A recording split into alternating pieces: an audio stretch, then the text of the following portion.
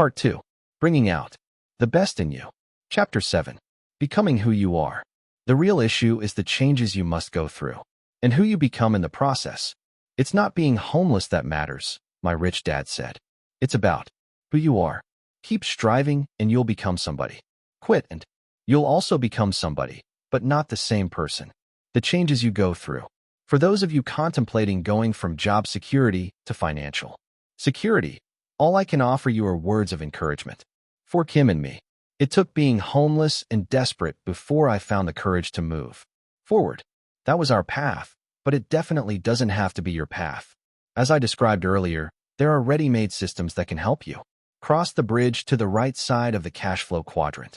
The real issue is the change you must go through internally and who you become in the process. For some people, the process is easy. For others, the journey is impossible. Money is a drug. Rich Dad always said to Mike and me, money is a drug. The main reason he refused to pay us while we worked for him was because he never wanted us to become addicted to working for money. If you become addicted to money, it's hard to break that addiction. When I called him from California as a grown man to ask him for money, he wasn't about to break a pattern he started with me years before. He didn't give us money as kids, and he wasn't about to start now. Instead, he continued to be tough and guide me away from the addiction of working for money. He called money a drug because he observed people who were happy when they had money and upset or moody when they didn't. Just as heroin addicts get high when they inject the drug, they also get moody and violent when they don't have it. Be careful of money's addictive power, he often said. Once you get used to receiving it, that addiction keeps you attached to the way you got it. Put another way, if you receive money as an employee, then you get accustomed to that way of acquiring it. If you get used to generating money by being self-employed, it's often difficult to break the attachment to earning money in that way. And if you get used to government handouts, that, too, is a hard pattern to break. The hardest part about moving from the left side to the right side is the attachment you have to the way you are used to earning money, said Rich Dad. It's more than breaking a habit. It's breaking an addiction. That's why he stressed to Mike and me to never work for money.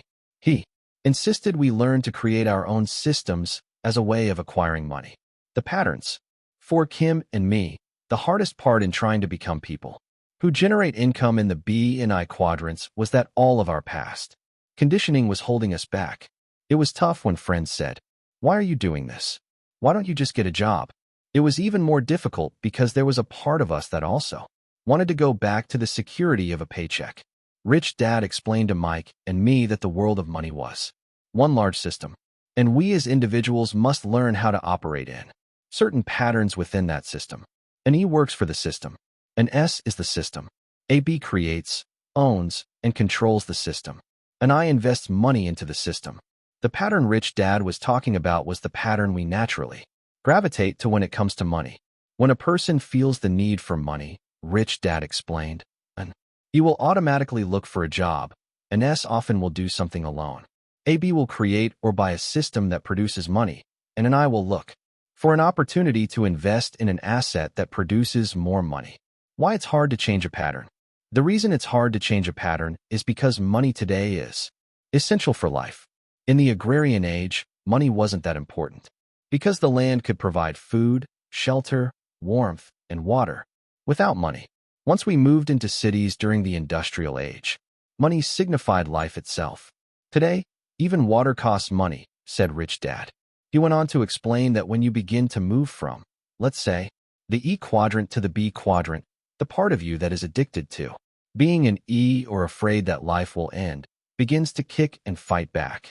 It's like a drowning person beginning to fight for air, or a starving man who will eat anything to survive. It's this internal battle that makes it so hard. The struggle between who you no longer are and who you want to become is the problem. Rich Dad explained to me over the phone. The part of you that still seeks security is in a war with that part of you that wants freedom. Only you can decide which will win. You will either build that business, or you'll go back to finding a job forever. Find your passion. Do you really want to move forward? Asked Rich Dad. Yes, I said hurriedly. Have you forgotten what you set out to do? Have you forgotten about your passion and what caused you to get into this predicament in the first place?" asked Rich Dad. "Oh," I replied, a little startled. I had forgotten. I stood there at the pay phone, clearing my head so I could remember what got me into this mess in the first place. "I knew it," said Rich Dad, his voice booming over the phone. "You're more worried about your own personal survival than keeping your dream alive. Your fear has pushed aside your passion. The best way to keep going is to keep the flame in your heart alive. Always remember what you set out to do, and the trip will be easy. Start worrying more about yourself, and your fear begins to eat away at your soul. Passion builds businesses, not fear. You've come this far. You're close, so don't turn back now. Remember what you set out to do. Keep that memory in your heart and keep the flame going. You can always quit. So why quit now?" With that, Rich Dad wished me luck and hung up the phone. He was correct. I had forgotten why I set out on this journey. I had lost my dream and allowed my fears to fill my head as well as my heart. I had forgotten my passion. It was now time to make it happen or go back home and forget about it. I stood there for a while, and again I heard Rich Dad's last words. "You can always quit. So why quit now?" I decided to delay quitting until I made things happen. Becoming a teacher who owned the system. My fears and lack of success were beating me, and my dream had been pushed aside. My dream was to create a different kind of school system, an educational program for people who want to become entrepreneurs and investors. As I stood there, my mind drifted back to high school. When I was 15, my high school guidance counselor asked me, "What are you going to do when you grow up? Are you going to become a teacher like your dad?" Looking straight at my counselor, my answer was straightforward, strong, and filled with conviction. "I'll never be a teacher. Becoming a teacher is the last thing I would ever do." I didn't just dislike school, I hated it. I absolutely hated being forced to sit and listen to someone I didn't particularly like or respect speak for months on a subject I had no interest in. I fidgeted, squirmed, caused problems in the back of the room, or simply skipped class. So when my guidance counselor asked me if I was planning to seek a career as a teacher following in my father's footsteps, I nearly jumped out of my skin. Little did I know at the time that passion is a combination of love and hate. I loved learning, but I hated school. I absolutely detested sitting there and being programmed into becoming something I did not want to be. I was not alone. Notable quotes on education. Winston Churchill once said, "Personally, I am always ready to learn, although I do not always like being taught." John Updike said, "The founding fathers, in their wisdom, decided that children were an unnatural strain on their parents. So they provided jails called school, equipped with tortures called education." Norman Douglas said, "Education is the state-controlled manufacture of echoes." H.L. Mencken said, "School days, I believe, are the unhappiest in the whole span of human existence. They are full of dull, unintelligible tasks, new and unpleasant ordinances, and brutal violations of common sense and common decency." Galileo said, "You cannot teach a person anything. You can only help him find it within himself." Mark Twain said, "I never let schooling interfere with my education." Albert Einstein said, "There is too much education altogether, especially in American schools." A gift from my educated dad. The person who shared these quotes with me was my highly educated but poor dad. He also despised the school system, although he thrived in it. He became a teacher because he also dreamed of changing the system, but instead the system crushed him. He took his passion, tried to change the system, and ran into a brick wall. It was a system that too many people were making money in, and no one wanted it changed, although there was a lot of talk about the need for change. Maybe my guidance counselor was psychic, because years later, I did indeed follow in my father's footsteps. I just didn't follow him into the same system. I was taking that same passion and creating my own system. When my educated dad learned that Kim and I were struggling financially, doing our best to set up our own educational system, he sent us those quotes. Scribbled across the top of the page of the quotes were these words, "Keep going. Love, Dad."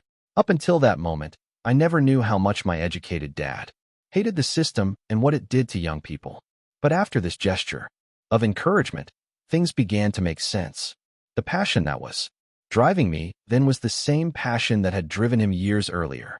I was just like my real dad, and I'd unwittingly picked up the torch from him. I was a teacher at the core. Maybe that's why I hated the system so much.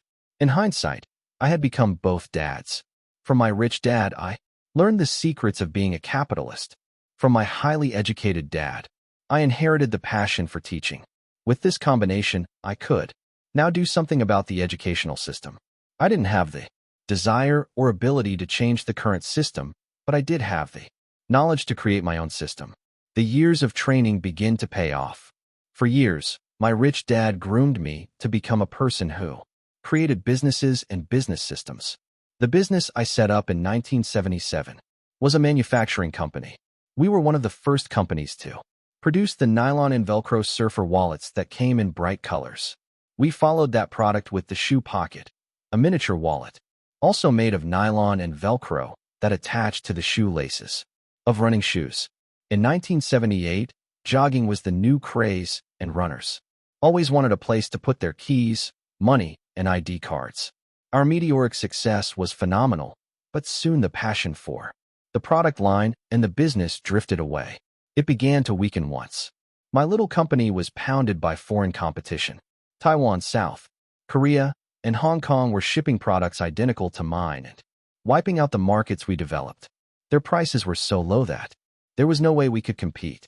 They were retailing products for less than it cost us to manufacture them.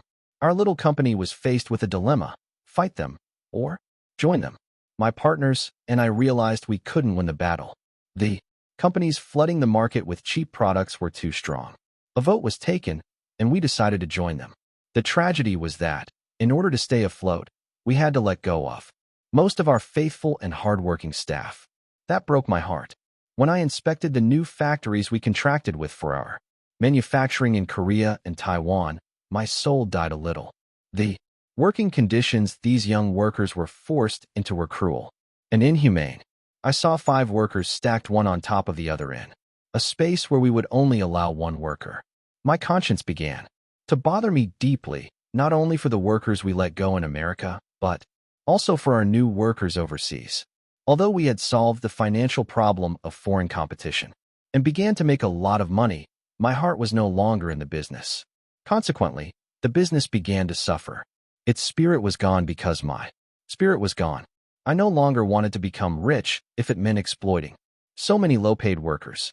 I began to think about educating people to become owners of businesses rather than employees of business. At age 32, I was beginning to become a teacher, but I didn't realize it at the time. The business began to decline, not due to a lack of a lack of heart or passion. By the time Kim and I started out on our new business venture, the wallet company was gone. Downsizing coming.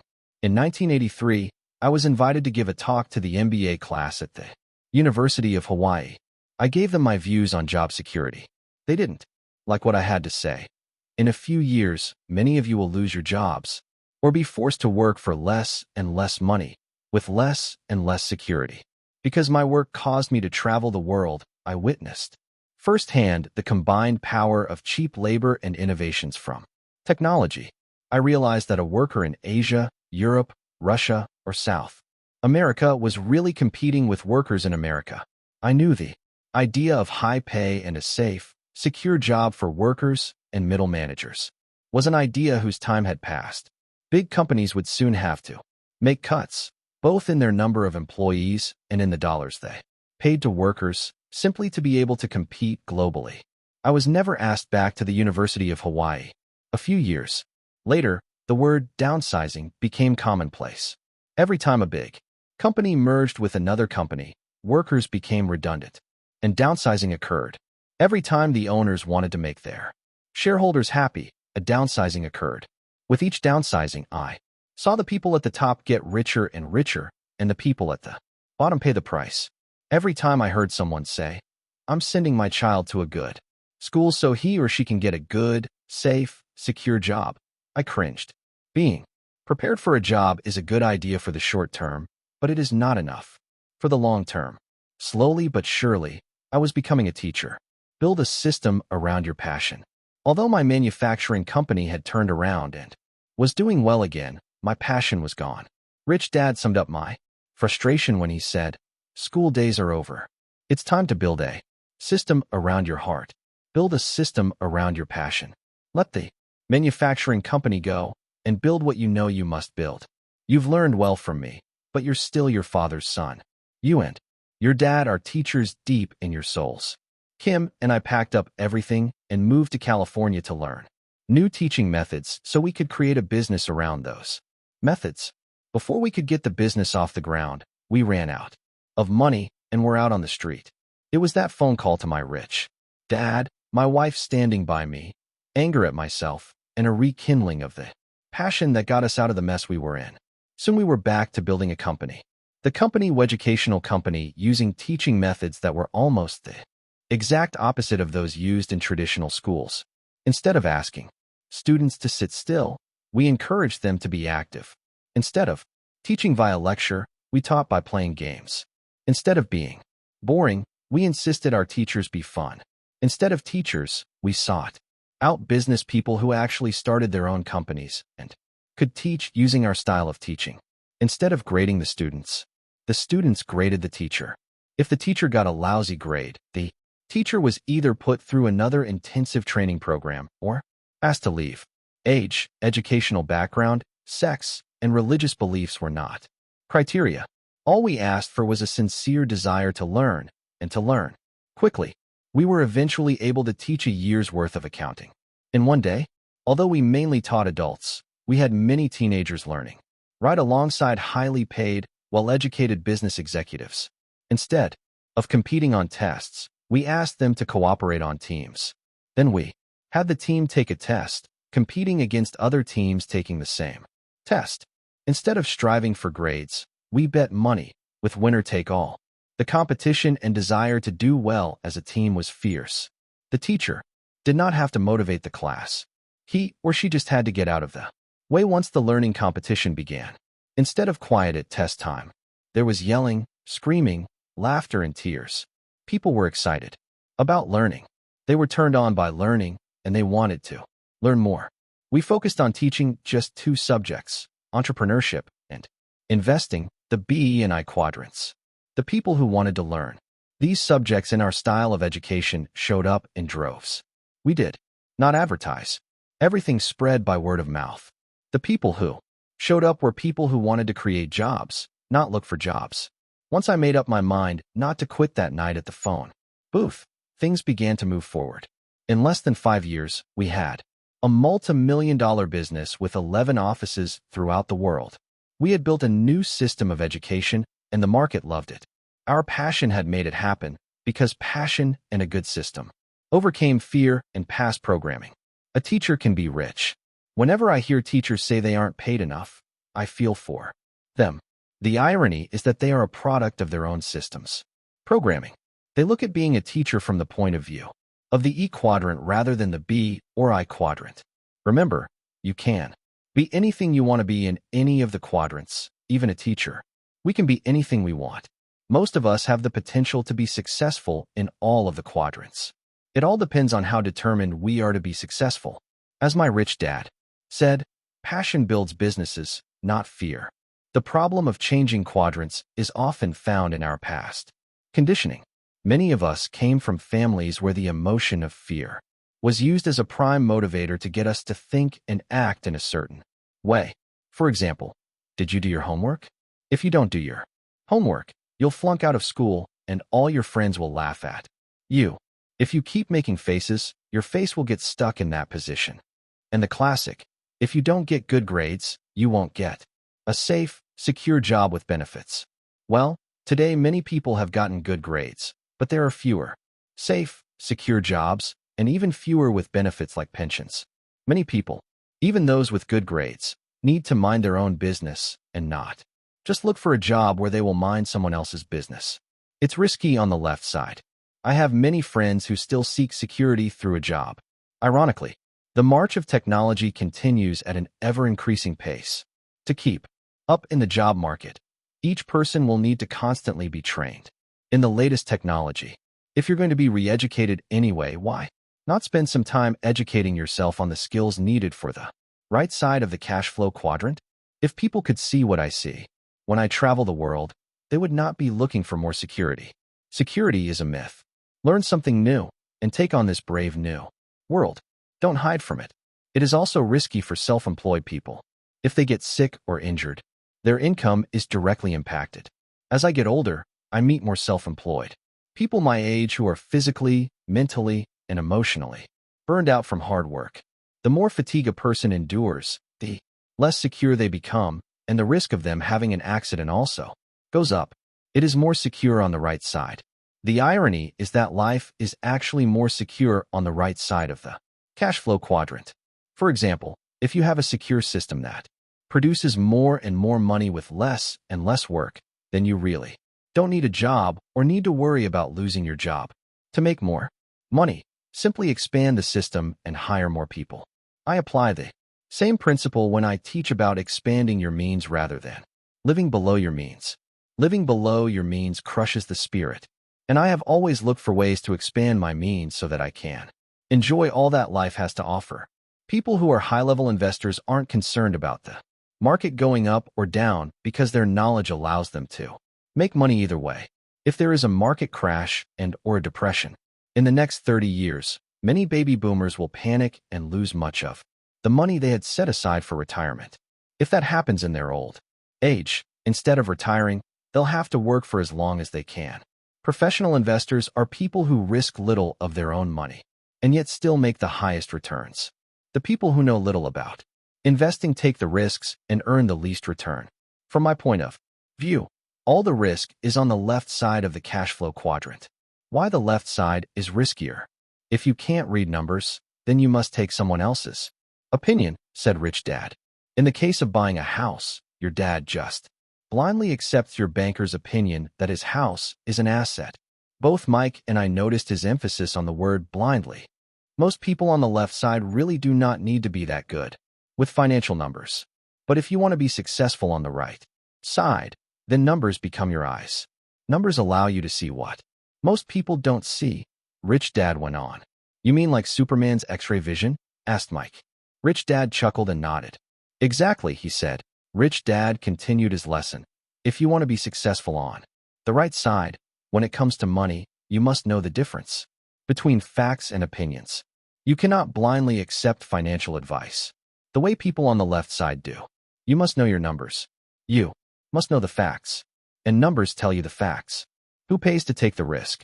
Besides the left side being risky, people on that side pay to take that risk, said Rich Dad. What do you mean? I asked. Doesn't everyone pay to take risks? No, said Rich Dad. Not on the right side. Are you trying to say that people on the left side pay to take risks, and people on the right side get paid to take risks? That's exactly what I mean, said Rich Dad, smiling. That is the biggest difference between the left side and the right side. That is why the left side is riskier than the right.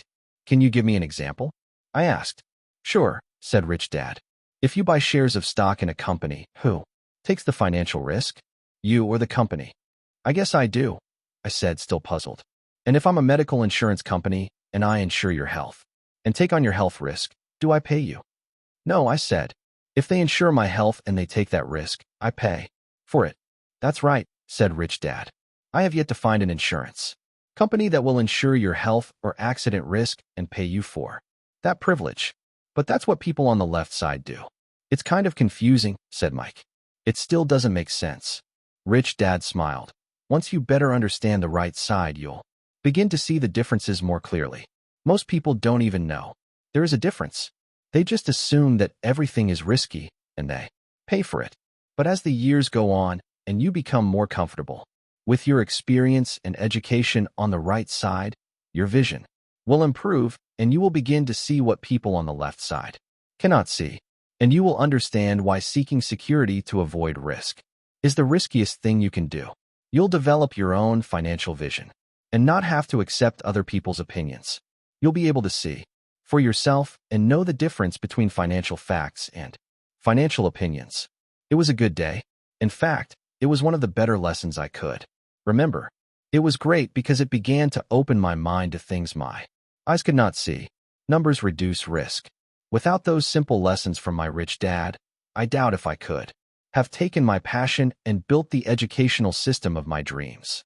Without his insistence on financial literacy and accuracy, I know I could not have invested as wisely, with so little of my own money, and earned such high returns.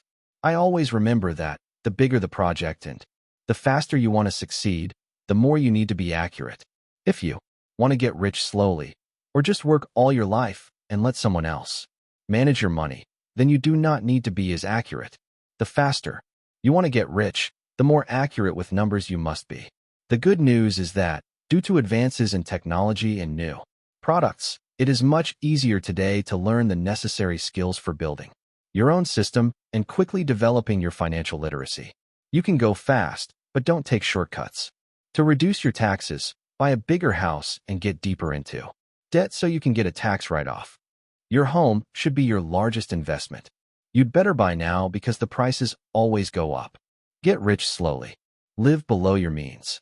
If you take the time to study and learn about the subjects required for the right side of the cash flow quadrant, such statements won't make much sense.